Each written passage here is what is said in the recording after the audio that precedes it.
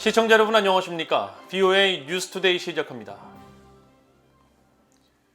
북대서양조약기구 나토가 한국 대통령의 나토 정상회의 참석을 계기로 북한 핵 문제 해결을 위해 적극 협력하겠다는 의지를 밝혔습니다. 완전하고 검증 가능하며 되돌릴 수 없는 한반도 비핵화를 전적으로 지지한다는 입장도 재확인했습니다. 첫 소식 조은정 기자가 보도합니다. 북대서양 조약기구 나토는 나토와 한국은 WMD, 즉 대량 살상 무기와 운반 수단의 비확산 분야에서 계속 협력하고 있다고 밝혔습니다. 나토 당국자는 23일 윤석열 한국 대통령의 나토 정상회의 참석을 계기로 북한 문제 해결을 위한 협력 방안을 묻는 VOA의 서면 질의에 이같이 답했습니다. 이어 나토 동맹들은 한반도의 완전하고 검증 가능하며 되돌릴 수 없는 비핵화, 즉 CBID를 전적으로 지지한다는 기존 입장도 재확인했습니다. 또 북한의 올해 잇따른 미사일 시험 발사와 7차 핵실험 가능성에 대해서는 나토와 나토 사무총장은 북한의 미사일 시험들을 규탄해왔고 북한이 국제사회의 한 약속과 유엔 안보리 결의들을 준수할 것을 촉구해왔다고 밝혔습니다. 나토 당국자는 그러면서 나토 정상들이 지난해 6월 브뤼셀 정상회의에서 채택한 공동선언문 가운데 북한 관련 내용을 상기했습니다. 공동선언문은 관련 안보리 결의에 따라 한반도의 완전하고 검증 가능하며 되돌릴 수 없는 비핵화에 대한 나토의 전적인 지지를 강조하며 북한이 이 목표를 향해 미국과 의미 있는 협상에 관여할 것을 촉구한다는 내용이 담겼습니다. 또 북한은 핵과 생화학전 역량, 탄도미사일 폐기 등 국제적 의무를 완전히 이행할 것과 핵확산 금지 조약 NPT와 국제원자력기구 IAEA 안전조치에 복귀해 모든 관련 프로그램을 폐기할 것을 촉구하고 국제사회는 기존의 UN 제재를 완전히 이행할 것을 촉구했습니다. 이런 가운데 미국 정부의 고위 당국자는 22일 G7 주요 7개국과 북대서양 조약기구 나토 정상회의에 대한 사전 전화 브리핑에서 아시아 국가들의 나토 정상회의 참석의 의의를 설명했습니다. 이 당국자는 호주, 일본, 뉴질랜드, 한국 정상이 처음으로 나토 정상회의에 참여한다면서 이는 러시아의 우크라이나 침공이 미국의 전 세계 협력 관계에 얼마나 활기를 불어넣었는지 보여주는 좋은 사례라고 강조했습니다. 이 고위 당국자는 그러면서 러시아의 우크라이나 침공은 민주주의 국가들을 러시아와 중국에 대항해 단결시켰고 바이든 대통령은 유럽과 아시아에서 미국의 노력을 효과적으로 연계했다고 설명했습니다. VOA 뉴스 조은정입니다.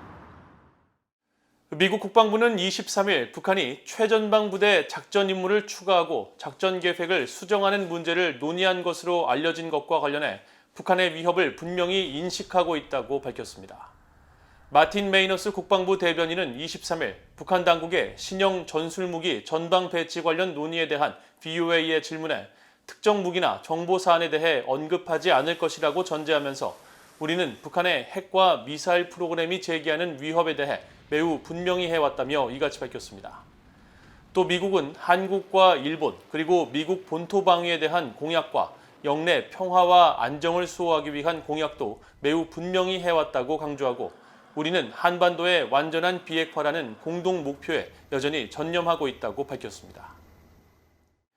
최근 한국에서 다시 주목받고 있는 탈북어민 북송 사건이 미국 의회에서 열리는 한국 난민정책 점검 청문회에서 제기됩니다. 청문회를 주도한 공화당의 크리스 스미스 하원 의원은 이번 청문회가 인권 문제에 대한 미한 양국 간 긴밀한 협력을 촉진하는 데 도움이 될 것이라고 강조했습니다. 이조은 기자가 보도합니다.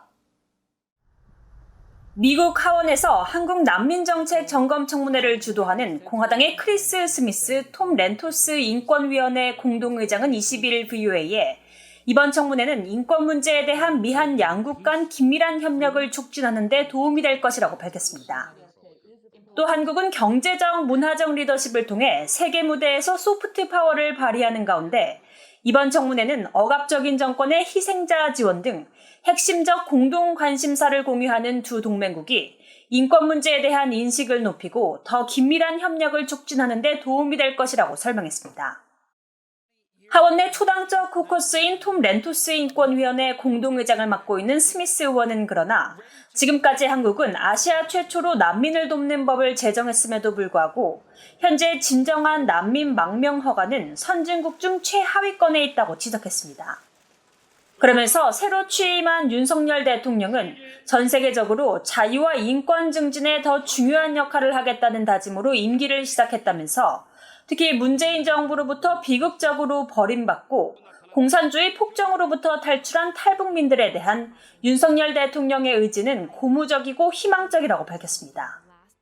이어 스미스 의원실은 스미스 의원은 3년 전 발생한 한국의 탈북어민 북송 사건에 대해서도 인지하고 있다면서 이번 청문회에선 탈북민 북송 사건 문제도 제기될 것이라고 밝혔습니다.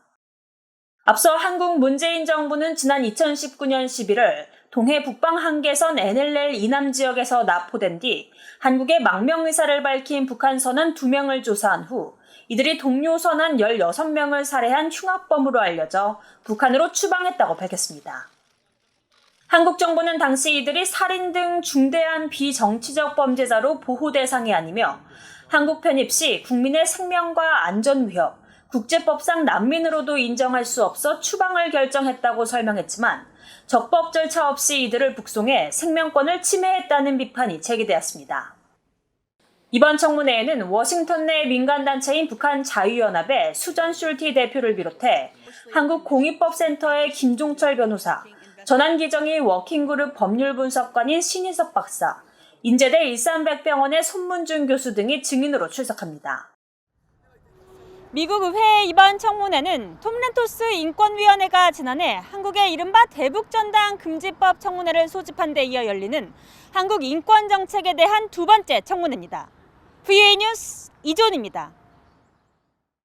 신종 코로나 바이러스 감염증 발생을 시인한 북한 당국이 국제사회에 코로나 백신 지원 요청을 아직 하지 않고 있는 것으로 확인되었습니다. 국제 백신 공급 프로젝트 코백스 퍼실리티 협의체를 주도하는 세계 백신 면역연합 가비의 대변인은 23일 전날 공개된 16차 백신 배분 보고서에 북한이 제외된 데 대한 VOA의 서면 질의에 북한이 코백스에 백신 지원을 신청하지 않았기 때문이라고 답했습니다. 이 대변인은 그러면서 코백스는 백신 분배 계획을 통해 여러 차례 북한에 백신을 할당했고 도울 준비가 돼 있지만 북한은 지금까지 정식 요청을 하지 않았다고 말했습니다. 최근 북한이 심각한 가뭄으로 식량난 우려가 커지고 있는 가운데 올해 비료 수입량도 크게 줄어 5월 비료 수입이 역대 처음으로 0을 기록한 것으로 나타났습니다. VOA가 2017년부터 올해 5월까지 중국 해관 총서의 대북 비료 수입 자료를 분석한 결과 올해 비료 수입은 471만 달러에 그쳐 신종 코로나 바이러스 감염증 여파가 가장 심했던 2020년 180만 달러 규모 수입 이후 가장 적었습니다. 특히 올해는 2월과 4월에만 수입이 이루어져 일반적으로 가을 수확 시기를 앞두고 비료 수입량이 많았던 5월에 전혀 비료 수입이 이루어지지 않은 것으로 나타났습니다. 이에 대해 브래들리 뱁슨 전 세계은행 고문은 VOA에 최근 극심한 북한 경제 침체로 북한의 외환 보유고가 바닥을 드러냈기 때문이라며 제재 회피 외에는 외화를 획득할 방법이 없어 중국으로부터 비료 수입에 어려움을 겪고 있는 것으로 분석했습니다. 북한 경제 전문가인 윌리엄 브라운 미국 메릴랜드대 교수는 북한 비료 수입 급감과 5월 수입이 전무한 것은 북한 내 식량 부족으로 인한 곡물 수입 등이 우선순위였기 때문일 수 있다면서 북한이 식량 위기를 근본적으로 해결하기 위해서는 자력갱생을 포기하고 자율적 농업 체계를 도입하는 등 국제사회와 협력을 해야 할 것이라고 강조했습니다. 북한 금강산 지군의 한국 측 시설인 해금강 호텔의 해체 정황이 포착된 지 3개월이 넘었지만 북한은 아직까지 철거를 끝내지 못한 것으로 파악됐습니다. VOA가 1일 단위 위성사진 서비스 플래닛랩스의 최근 자료를 살펴본 결과 해금강 호텔은 20일 현재 해체가 한창일 때였던 지난 5월과 크게 다르지 않은 모습을 유지하고 있습니다. 또 건물 바로 앞에 쌓인 건축 폐기물 추정 물체도 이전과 크게 다르지 않은 모습을 유지했습니다. 앞서 VOA는 해금강 호텔이 지난 3월 6일 처음으로 해체 정황을 보인 후 매우 빠른 속도로 철거가 이루어지고 있다고 보도한 바 있습니다. 실제로 건물이 층별로 해체되는 듯 건물이 각각 다른 모양으로 관측됐으며 대형 중장비가 등장했다가 사라지는 모습도 여러 차례 포착됐지만 5월 20일을 전후한 시점부터 눈에 띄는 변화가 관측되지 않고 있어 철거를 중단했거나 속도를 크게 늦췄다는 추정이 나오고 있습니다. 이상으로 VOA 뉴스투데이를 모두 마칩니다. 시청해주신 여러분 고맙습니다.